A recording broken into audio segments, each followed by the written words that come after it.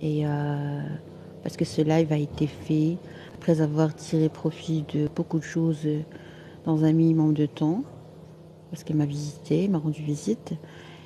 Et c'est une dame cultivée, c'est une dame qui a eu une grande expérience professionnelle dans le domaine de l'informatique, dans le domaine de la comptabilité, beaucoup de choses. Elle a été superviseur d'un certain nombre d'employés et elle participait dans tout ce qui est en rapport avec les ressources humaines. Les ressources humaines. Et puis ce domaine d'informatique, ce domaine des sociétés et tout, vraiment des réunions. Vraiment, j'ai remarqué que c'était pas très intelligent de ma part de ne pas profiter d'elle depuis bien longtemps. Je suis un peu dessus, je compte sur moi. J'aimerais bien découvrir. C'est pour ça que je découvre beaucoup de problèmes. J'ai beaucoup de problèmes. Bon, Dieu merci. Et puis là, j'ai remarqué que vraiment, je commettais depuis longtemps une grosse erreur et j'aimerais partager avec vous comme ça. Je sais pas, ça pourra vous servir, ça pourra vous, euh, vous éviter de commettre beaucoup d'erreurs que je vais partager avec vous maintenant. Par exemple, j'avais l'habitude de donner beaucoup d'attention, beaucoup d'appréciation, beaucoup de temps à des gens qui ne méritaient pas. Et ça, c'est pas bien pour la santé. Bon, moi j'appelais ça la modestie, mais en vrai, c'était pas de la modestie, c'était de la stupidité. Stupidité de ma part, je l'avoue, avec un esprit sportif, je vous dis que j'ai été stupide pendant longtemps. Je sais pas s'il y a des gens qui ont déjà eu ce sentiment. Mais bon, ok. Alors, est-ce que vous arrivez à m'entendre, s'il vous plaît? Comme ça, je vais vous dire qu'est-ce qu'on pourra gagner ou qu'est-ce qu'on pourra, voilà, tirer d'une personne âgée.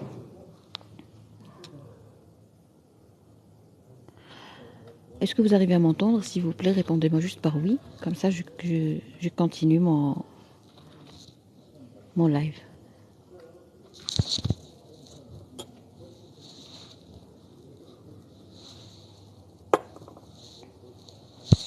Oui, merci, Joseph. Alors, une personne âgée, par exemple, une personne âgée de 60 ans, 70 ans, 80 ans, 90 ans ou même 100 ans, c'est une personne qui a une grande expérience. On ne peut pas nier tout ça. Mais elle a eu une expérience en quoi? Une personne qui a passé toute sa vie dans un bureau d'informatique, de comptabilité, ressources humaines, un homme qui a passé toute sa vie dans le domaine de logistique, une personne âgée qui a passé toute sa vie en médecine, de famille, une personne qui est âgée, qui a passé toute sa vie dans le commerce, c'est-à-dire elle a développé une personnalité de ouf, bien sûr. Il y a deux types de commerçants. Il y a les bons commerçants, il y a les voleurs qui arnaquent les gens. Si tu es un bon commerçant très riche, ça ne veut pas dire que tu es une bonne personne. Mais je peux profiter de votre expérience pour me protéger de tout ça. Ok? Les personnes âgées ont tous quelque chose à nous faire apprendre. Mais il faut savoir, il faut gérer le temps que tu vas consacrer pour t'investir dans cet apprentissage des personnes âgées. Écoutez, faites très attention à chaque mot que je prononce parce que je parle avec une expérience personnelle et professionnelle et je sais très bien ce que je dis. Je vous ai dit que je reprends. On peut très bien tout apprendre, beaucoup de choses de toutes les personnes âgées, mais attention et faire très attention au temps que vous consacrez pour vous investir dans l'apprentissage de ces personnes âgées. Alors, je vais lire un commentaire. Moi, j'ai une grande expérience en chirurgie. J'ai 58 ans. Aïe, aïe, aïe, aïe, aïe. Alors, vous êtes un chirurgien. En quelle spécialité, monsieur? Vous avez 58 ans, ça fait plaisir. Je vous écoute avec beaucoup de patience. Je vous apprécie, docteur. Alors, je vais parler de mon expérience personnel et professionnel. Je vais vous donner quelques exemples des personnes âgées qui m'ont appris beaucoup de choses. Un commerçant, un vieux commerçant. Qu'est-ce que j'ai appris de lui? J'ai appris que pour être un bon commerçant, chirurgien, urologue, sexologue. Aïe, aïe, aïe, ça fait plaisir. Je vous souhaite la bienvenue. Donc, qu'est-ce que j'ai appris de ce monsieur? J'ai appris à développer en partie la mentalité du commerçant. Ça m'a beaucoup aidé dans mon cabinet. Pourquoi? Parce que moi j'ai 34 ans, je suis médecin généraliste à Bouches-d'Or dans le secteur privé. Alors moi, je commettais une grosse erreur. C'est quoi? Mon rêve c'était de devenir un médecin. Et moi, j'essayais le maximum possible de pratiquer exactement la médecine 5 étoiles avec les gens. Donc, je respectais à fond le secret médical. Quand quelqu'un, par exemple, une dame vient avec sa belle-sœur consulter pour un problème très intime qui est en rapport avec sa relation intime avec son époux, alors moi, je me posais à sa place et je me disais, Asma, si tu avais ce problème, que tu es venu avec ta belle-sœur, normalement, tu aurais aimé être interrogée toute seule par votre doctoresse. Donc moi, j'admettais la personne toute seule et je demandais à l'autre personne qui l'accompagnait de rester dans la salle d'attente. Ça me posait un grand problème avec les gens. Il y avait même des gens J'ai commencé à avoir une mauvaise réputation, comme quoi je suis une doctoresse orgueilleuse et je n'ai pas le sens d'humanité. Moi, j'ignorais tout ça. Et j'ai remarqué que j'ai lu dans un livre de gynécologie, un livre qui est d'Elsevier, Masson, j'ai lu qu'avant de traiter les gens, il faut essayer de comprendre toutes les caractéristiques socioculturelles et économiques de la zone où tu exerces. Alors là, j'ai remarqué que je n'ai pas fait attention à une petite phrase dans un grand livre qui était pour moi une protection d'un problème que j'ai vécu. Donc là, j'ai appris que chaque mot écrit par un professionnel de santé a un poids. C'est pour ça que j'ai commencé à lire les livres autrement. Il y a plusieurs types de lecture des livres. Il y a la lecture comptable. Il y a plusieurs types, ok? On ne lit pas un livre de A à Z, comme si on lit le Coran. Non. Il y a plusieurs types de lecture et ça influence même la quantité des informations que nous allons pouvoir extraire de ce livre. Alors moi, je ne faisais pas attention à la lecture, durant ma lecture. Vous voyez? Donc, il fallait respecter l'expérience des professeurs de médecine qui ont écrit ce livre. Il faut respecter chaque mot. Pourquoi? Parce qu'ils ont une grande expérience. Merci beaucoup. Alors, là, j'ai remarqué que même si je suis doctoresse et que ce monsieur c'est un vieux commerçant qui n'a pas le même, par exemple, qui n'a pas fait les mêmes années d'études que moi, mais il a une expérience dans le domaine du social, des relations sociales, et surtout dans une zone précise, et surtout avec une société précise. Par exemple, je peux très bien, par exemple, apprécier l'expérience d'un médecin généraliste aussi, qui a passé par exemple 10 ans, 30 ans, 20 ans dans une ville ou dans un village, et que moi, par exemple, je viens de m'installer il y a 1 année ou 2 ans, alors là, même si j'ai un diplôme, je ne sais pas moi, de Suisse, Canada, Allemagne, même si j'ai 3 diplômes, même si je suis professeur en médecine, alors on va aller très loin, même si je suis professeur en médecine, par exemple, professeur de pédiatrie, et que je viens m'installer dans un village, je dois respecter l'expérience d'un médecin généraliste ou même d'un infirmier qui a passé 20 ans d'expérience dans ce village. Pourquoi? Est-ce que vous êtes prêts à être étonnés, comme a dit Gad Elmaleh? Vous savez pourquoi? Parce que cet infirmier qui a passé 15 ans d'expérience dans cette zone, il connaît très bien l'automédication. Pardon, l'automédication connue dans cette zone. Et moi, j'ai appris la médecine, je suis professeur de médecine dans un grand CHU, mais je ne connais pas, j'ignore. Quand on ignore quelque chose, il faut admettre que j'ignore quelque chose. Moi, j'ignore l'automédication.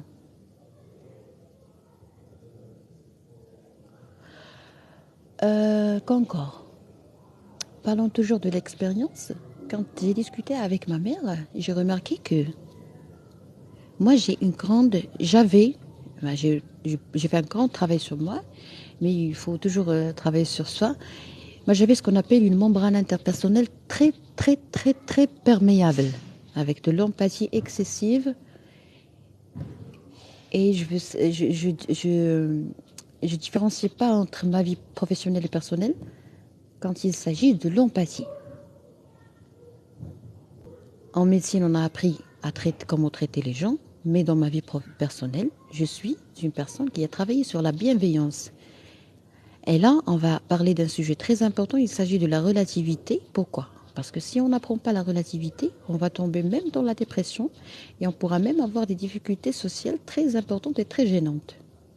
La relativité. Moi, j'ai beaucoup travaillé sur la bienveillance. Pourquoi? Parce que ça aide le patient à guérir rapidement, à dévoiler tous les secrets qu'il a, à dévoiler toute l'automédication qu'il a utilisée, parce que l'interrogatoire, c'est un temps essentiel de la consultation. Si je ne connais pas toute l'histoire de la maladie, je ne pourrais pas bien traiter et mettre un bon diagnostic.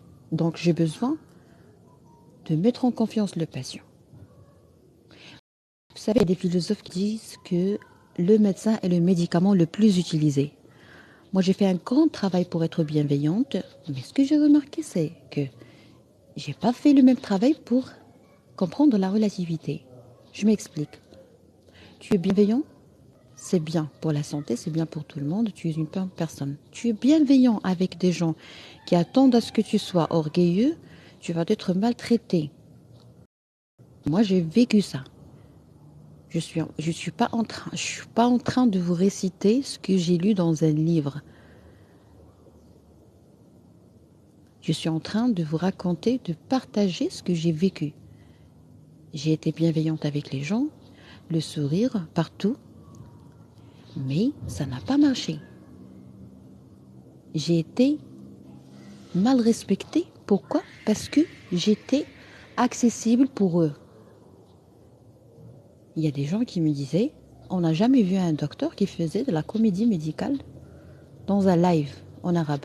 Ben, ils avaient raison. Parce que la comédie médicale n'a pas été faite pour être pratiquée au Maroc. Au Maroc, le médecin doit toujours rester médecin à la marocaine, c'est-à-dire n'est pas accessible, n'est pas disponible. Il faut souffrir pour voir un médecin. Il faut prendre un rendez-vous et patienter. Alors moi, je ne savais pas tout ça. J'étais contre.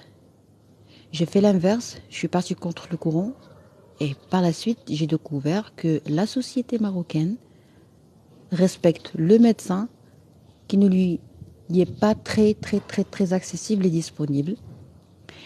Et moi, je ne peux pas, sincèrement, nager contre le courant de 40 millions d'habitants. Alors là, il y a une autre loi qui s'applique. Il faut la respecter. OK? Donc la prochaine fois, s'il vous plaît, lorsque vous décidez de faire quelque chose de très bon, par exemple la bienveillance ou la charité ou je ne sais pas quoi, il faut étudier ça. Il faut savoir qu'est-ce qui se passe de l'autre côté. Il faut savoir que vous allez être traité. OK?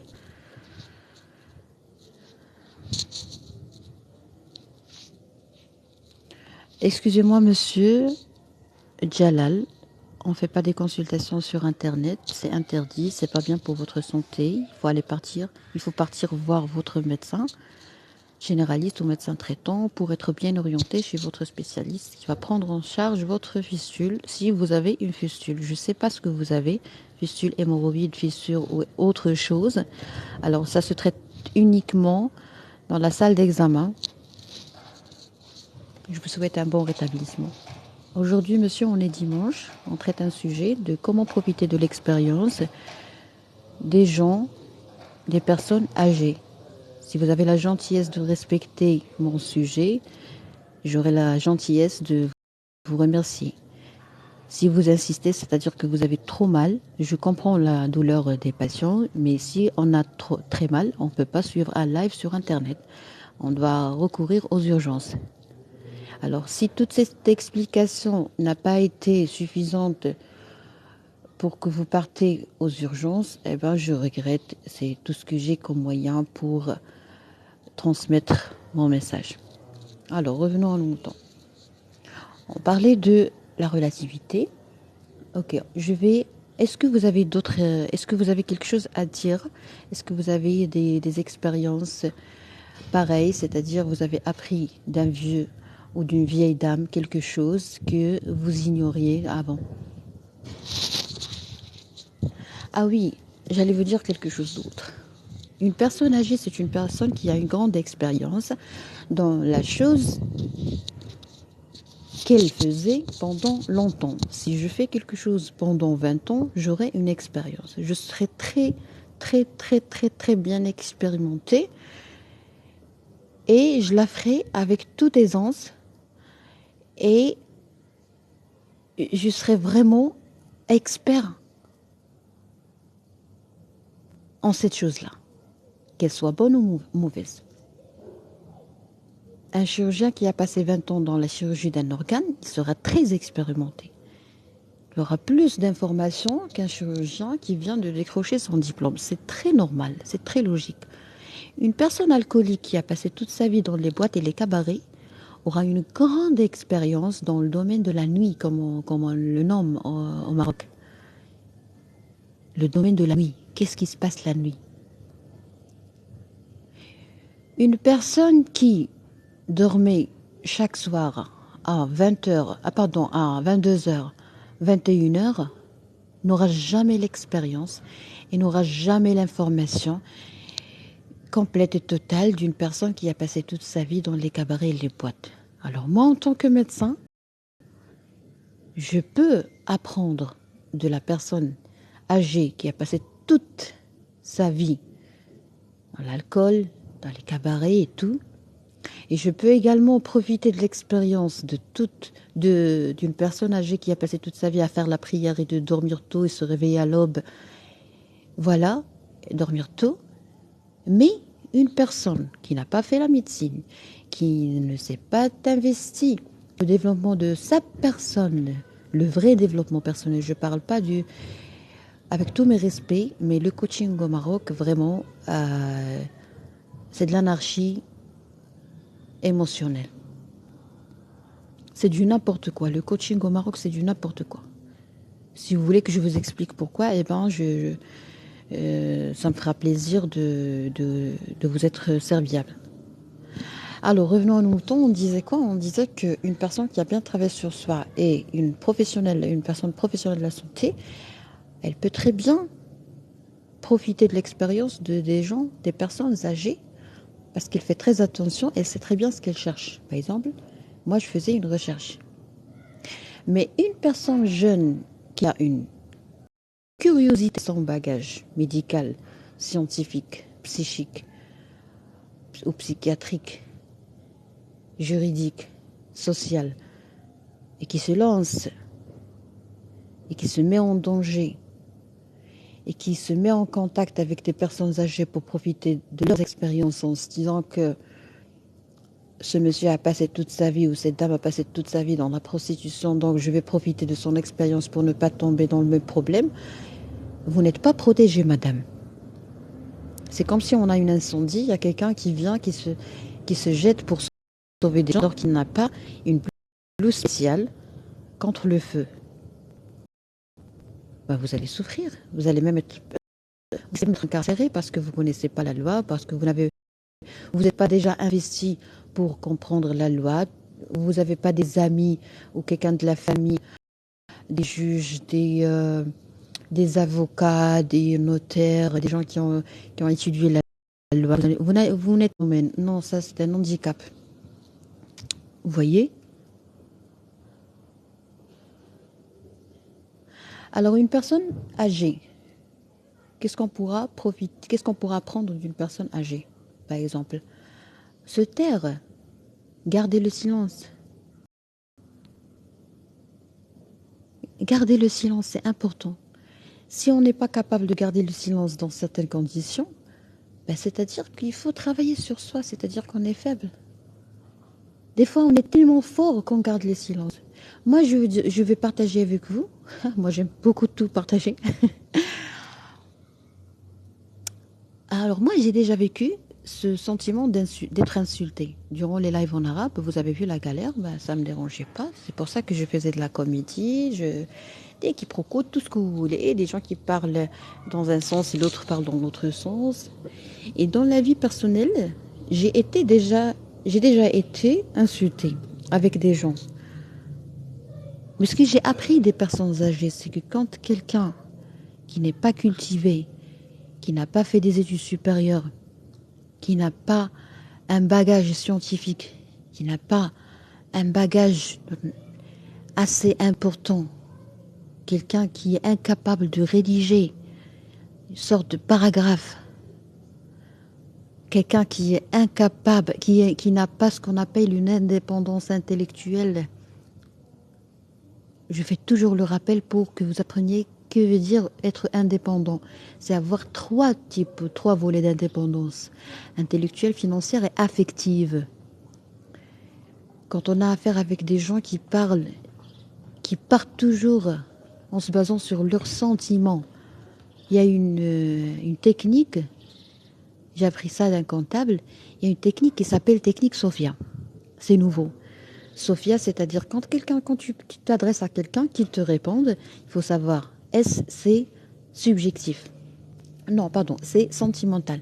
C'est-à-dire, est-ce que cette personne est sentimentale? Elle vous a répondu en se basant sur ses sentiments et ses réactions émotionnelles.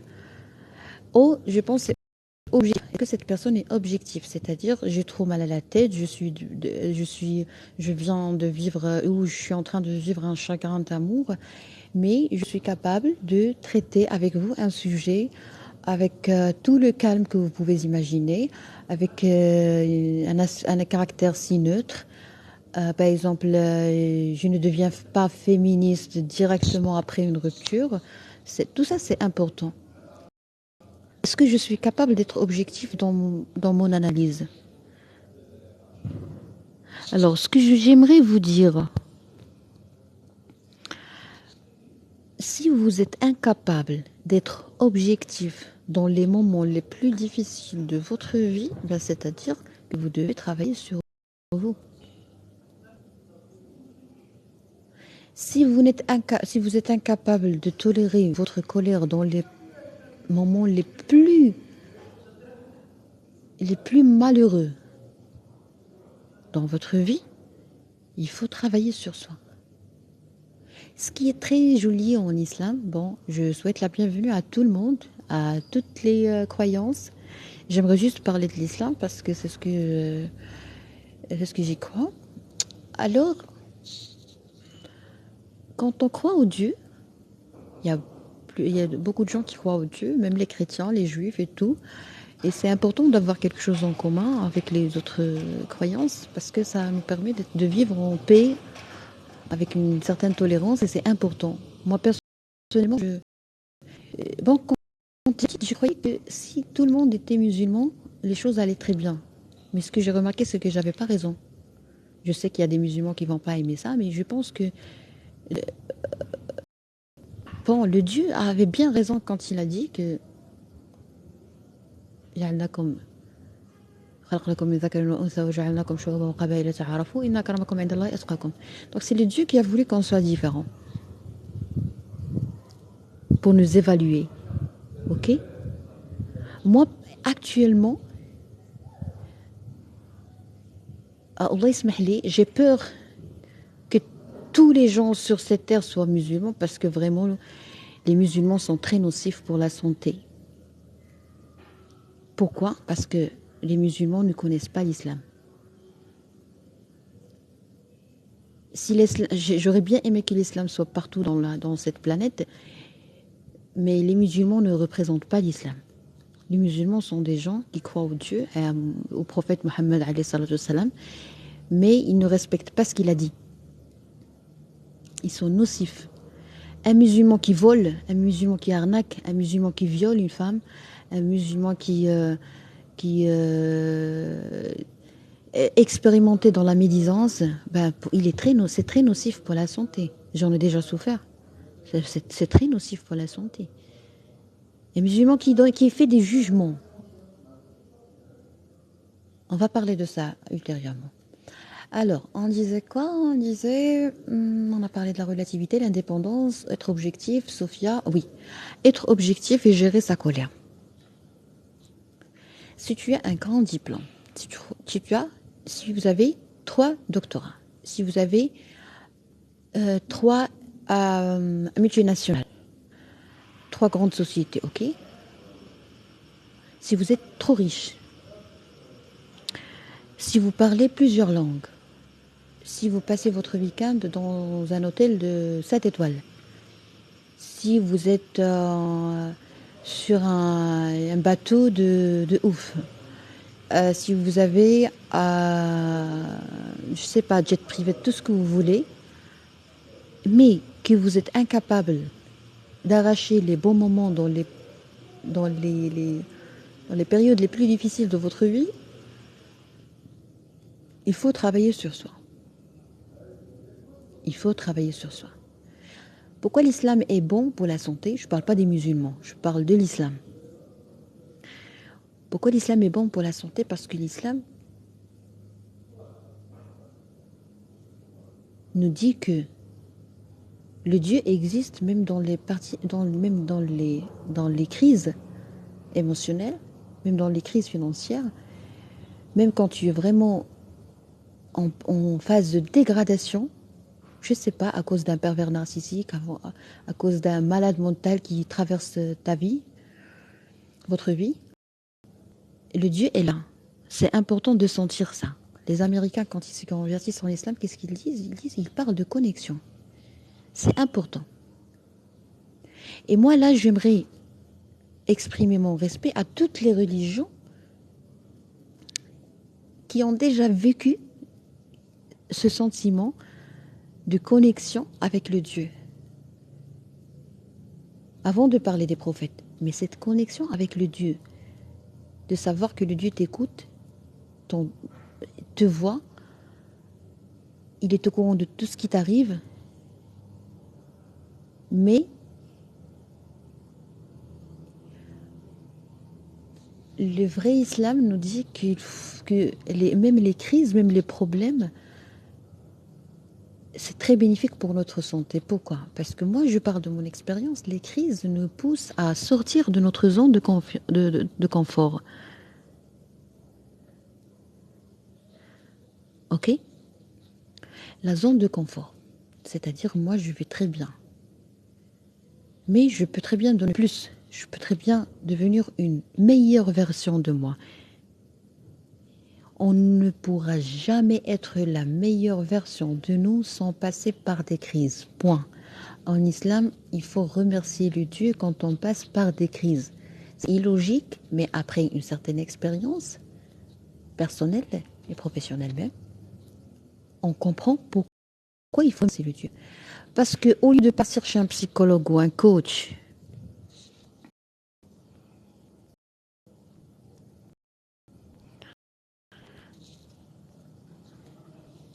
d'accord, il y a quelqu'un qui confirme. Alors, je vous souhaite la bienvenue. Excusez-moi, je ne faisais pas attention aux commentaires pour me concentrer. Je vous souhaite la bienvenue encore une fois. Alors, on va essayer de traiter ça, de traiter ce point. Pourquoi on remercie le Dieu quand on a un problème, un sérieux problème, une catastrophe, ok, une catastrophe. Parce qu'au lieu de partir chez un psychologue ou un coach et lui dire « Bonjour monsieur le psychologue, bonjour monsieur le coach, moi je veux devenir Moi, je veux avoir une personnalité robuste et compliante en même temps. C'est-à-dire avoir de l'intelligence émotionnelle, tout ce que vous voulez. Parce qu'on ne peut pas être dur tout le temps et avoir un fort caractère. Le fort caractère ne veut pas dire forte personnalité. Il faut qu'il y ait de la compliance, il faut surfer. Surfer avec son cœur. C'est important. Si on n'arrive pas à surfer avec notre cœur, c'est-à-dire qu'on est vraiment rigide, on a une rigidité émotionnelle, il faut la traiter. Il n'y a pas ou le blanc ou le noir. Alors, pourquoi il faut dire merci au Dieu durant les catastrophes? Parce qu'au lieu de partir, j'ai un psychologue et faire plusieurs séances pour admettre et pour sortir de sa zone de confort. Le Dieu nous envoie des catastrophes, où nous, on se crée des catastrophes, où on est obligé de sortir de notre zone de confort, d'être une meilleure version de nous, de changer. Alors, est-ce que quelqu'un parmi nous a déjà vécu cette expérience de changement? Je vais partager mon expérience, comme ça pour vous faciliter la tâche, si vous voulez en parler, sinon je respecte votre discrétion. Alors, le changement, sortir de sa zone de confort. Pourquoi c'est important de parler avec des personnes âgées?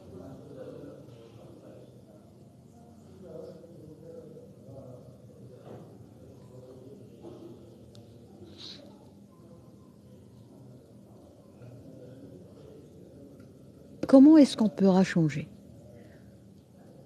Par exemple, moi je me disais toujours, Asma, il ne faut pas laisser les gens profiter de toi. Alors mon cerveau est intelligent. Il sait très bien que je ne dois pas permettre aux gens de profiter de ma gentillesse. Alors je parlais de l'ancienne Asma. Moi, j'étais capable de montrer aux gens comment sortir de tout ça et ne pas être victime de sa gentillesse. Très bien. Mais pour que je change moi-même, il faut qu'il y ait un changement.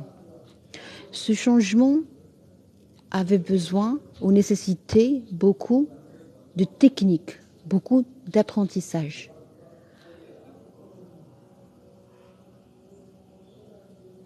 Puisque j'étais incapable de changer, alors là, je vis des catastrophes qui me poussent à changer coûte que coûte.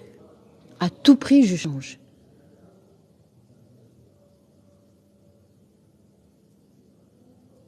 Alors là, je dois remercier le Dieu parce qu'il fallait qu'il y ait quelque chose qui va provoquer ce changement. Actuellement, je vis les crises autrement. Quand il y a une crise, je me dis, ce n'est pas une crise, Asma, c'est une opportunité. Alors il y a même changement de notion dans ma tête. La crise, c'est une opportunité. C'est un exercice. D'ailleurs, en France, on dit, est-ce que vous avez pu résoudre le problème numéro 1, numéro 2? On appelle des exercices des problèmes. C'est pessimiste de leur part, mais bon, pour moi, je l'utilise dans l'autre sens, c'est-à-dire je prends les problèmes pour un exercice. C'est un exercice pour devenir plus forte, par exemple, un exercice des abdos, des pectoraux, des biceps, du squat. C'est comme de la musculation des émotions.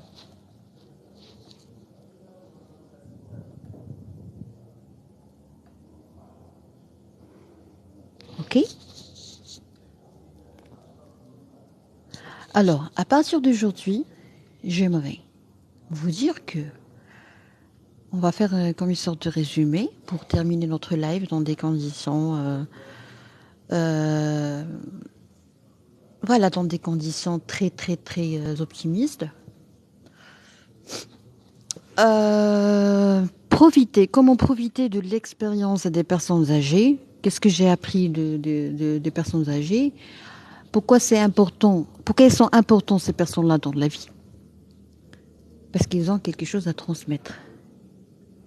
Et cette expérience a une grande valeur. Par exemple, un tricot de laine fait par une machine dans une usine où on produit des milliers je sais pas, des centaines de milliers d'unités par jour. Et un autre tricot fait à la main, qui a pris, je sais pas, une semaine pour être fait, bah, on est tous d'accord que ça n'a pas la même valeur. On est tous d'accord. Alors quand on apprend de l'école, ou quand on apprend de quelqu'un, quand on apprend d'un livre, eh ben, c'est comme si on a pris un produit qui a été fait par une usine, dans une usine. Et quand on vit quelque chose réellement, effectivement, et quand on ressent des choses, pris une expérience authentique, ben là, c'est comme si on a pris un tricot fait à la main. C'est ton expérience. Il faut être fier de son expérience. Ok? Vous ne pourrez jamais avoir de l'expérience sans peine, et sans souffrance, sans douleur et sans souffrance. Si vous pouvez uniquement, si vous arrivez uniquement à faire un bon nettoyage de votre cerveau et à reclasser les choses et à voir la vie autrement, vous allez pouvoir vous protéger de beaucoup de peines qui normalement ne devraient même pas avoir lieu. À partir d'aujourd'hui, on doit admettre que c'est très normal et c'est bon pour la santé d'avoir une vie hétérogène, d'avoir des moments différents, de vivre tout type de sentiments. C'est normal. Oubliez la chance. Il faut oublier la chance. Je suis chanceux, je suis malchanceux. Oubliez le regret. On ne doit jamais rien regretter. On doit digérer le passé, digérer le traumatisme, les analyser, les comprendre, mais on ne doit jamais regretter. Ça sert à rien déjà. Déjà, c'est anormal. Un nourrisson a besoin de plusieurs mois, voilà, pour marcher, pour parler. Il a échoué, il est tombé, il a commis des erreurs, il prononçait des mots, des lettres incompréhensibles. C'est-à-dire qu'il a échoué, il a commis des erreurs avant de parler, avant de marcher. Et par la suite, il a réussi à marcher, s'il n'a pas de problème musculaire ou neuromusculaire ou, je sais pas, handicap. Mes salutations à tous les handicaps, vous êtes des merveilles. Vous voyez? Moi seulement quand je vois quelqu'un, un perfectionniste, je suis sûre qu'il va souffrir de la dépression par la suite. Tous les perfectionnistes sont condamnés à souffrir et à faire souffrir. Est-ce que vous voulez qu'on parle de perfectionniste un peu? Parce que pour eux... Excuse-moi, je pense que j'ai un problème de connexion, c'est pour ça. Donc, je vous souhaite un bon dimanche. Prenez soin de vous, prenez soin de votre cœur, prenez soin de votre âme. Vous n'êtes pas là, vous n'êtes pas des anges, ok? On n'est pas des anges. Vous n'avez pas besoin d'être parfait. Si quelqu'un vous demande d'être parfait, croyez-moi, cette personne est très très très très très très très très très très très très bien loin d'être honnête. Vous connaissez les types de gens qui exagèrent? Par exemple, les gens qui parlent toujours des valeurs. Et quand on cherche, on trouve que cette personne ne respecte même pas l'humanité. Vous connaissez ces gens-là qui ne cessent pas de critiquer, critiquent tous les détails. Et quand on découvre qui ils sont, quand on est gentil et intelligent, on découvre très bien des petits détails, les tout petits détails de l'art de l'hypocrisie. Je peux même vous assurer que à un certain moment de votre vie, vous allez découvrir que garder le silence a une force. C'est une force, garder le silence. Pourquoi? Parce que tellement il y a de l'hypocrisie que vous êtes dégoûté. Et quand on est dégoûté, on n'a plus envie de toucher ce qui nous dégoûte. Ok? Quand on découvre l'art de l'hypocrisie et on trouve vraiment il y a des experts en tout ça,